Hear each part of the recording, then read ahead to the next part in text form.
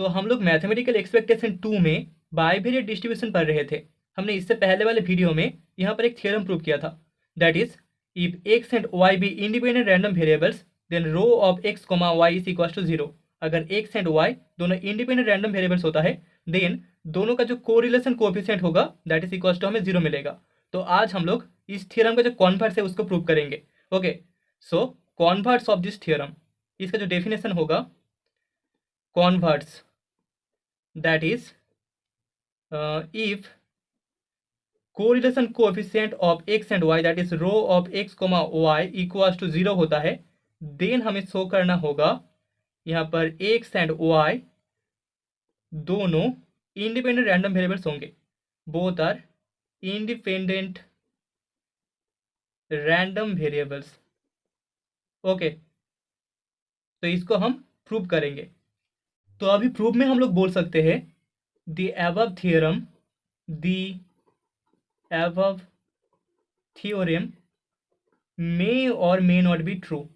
ठीक है, मे or may not be true, तो इसको हम चेक करेंगे। सो हम लोग एग्जाम्पल में मान लेते हैं, let us consider the joint probability distribution, the joint probability distribution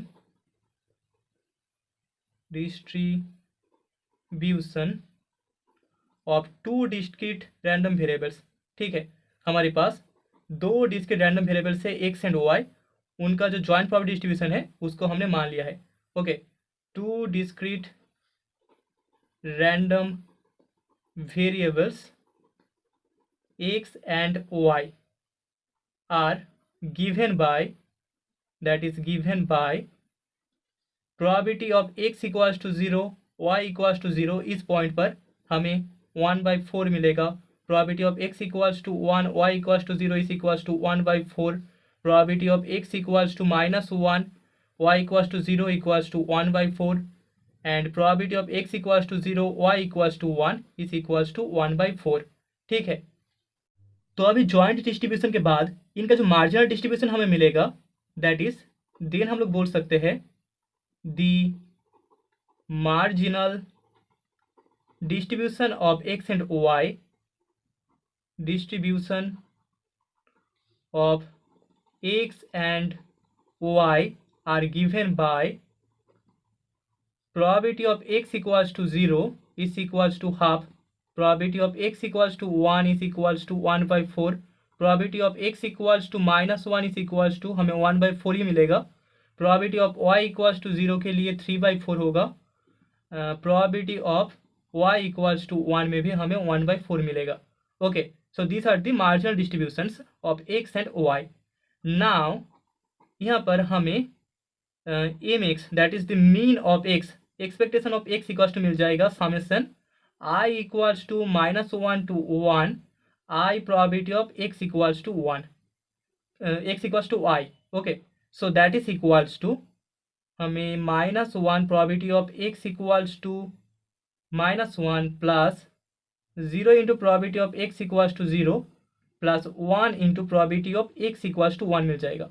1 into probability of x equals to 1, so that is equals to अगर हम वैल्यूज को पुट करें तो यहाँ पर -1 into probability of x equals to -1, इसका वैल्यू था 1/4 plus यहाँ पर 0 into probability of x equals to 0 that is half plus 1 into probability of x equals to 1 is 1/4, so that is equals to हमें -1/4 plus 1/4 equals to 0 मिल जाएगा। Okay, तो अभी similarly हम y के लिए बोल सकते हैं y का जो मीन होगा M Y that is equals to expectation of y that is equals to summation, यहाँ पर y का जो रेंज था that is i equals to 0 to 1 था, I into probability of x equals to I, so that is equals to I equals to 0 के लिए 0 into probability of y equals to, sorry यहाँ पर y था, so y equals to 0 plus I into probability of y equals to 1। okay, so that is equals to 0 into यहाँ पर probability of y equals to 0 का value था 3/4 plus 1 into probability of y equals to 1 का value था 1/4, so that is equals to हमें 1/4 मिलेगा। तो यहाँ पर एम एक्स का वैल्यू इक्वल्स टू हमें 0 मिला है एंड एम वाई का वैल्यू इक्वल्स टू हमें 1/4 मिला है।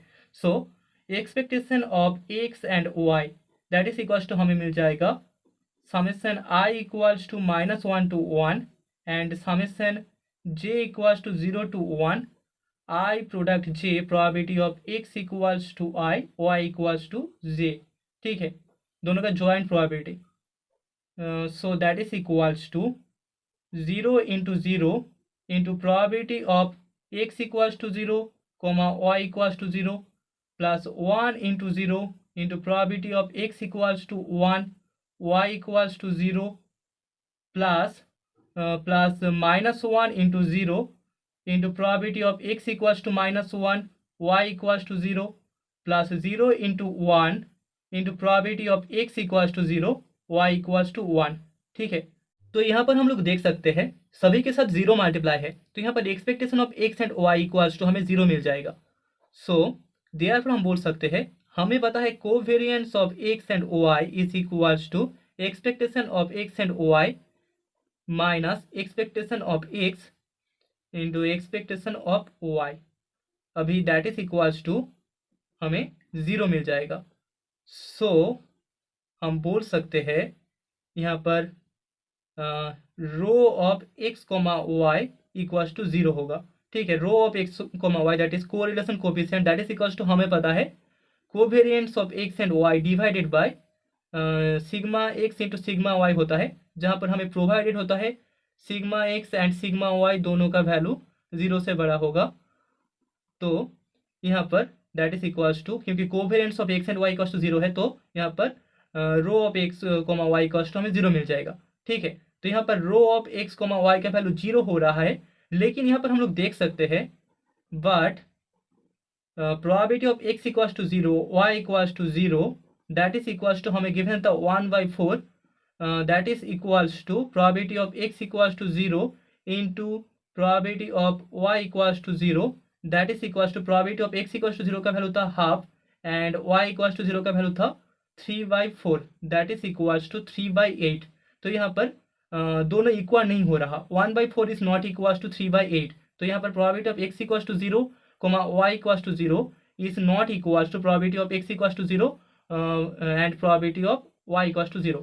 सो here probability of x equals to 0 comma y equals to 0 is not equals to probability of x equals to 0 comma into probability of y equals to 0।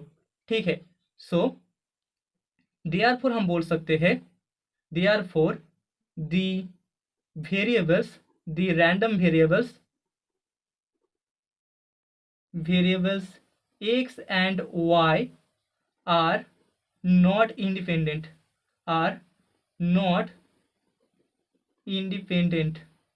तो हमने show कर दिया अगर rho of X comma Y equals to 0 होता है तो यहाँ पर जो रैंडम वेरिएबल्स है एक्स एंड वाई दोनों इंडिपेंडेंट नहीं होंगे। ठीक है, तो इस थियरम का जो आंसर होगा that is the theorem may or may not be true, मतलब कि rho of X comma Y equals to 0 होने पर एक्स एंड वाई दोनों इंडिपेंडेंट हो सकते हैं या फिर नहीं भी हो सकता। Okay, that is the theorem.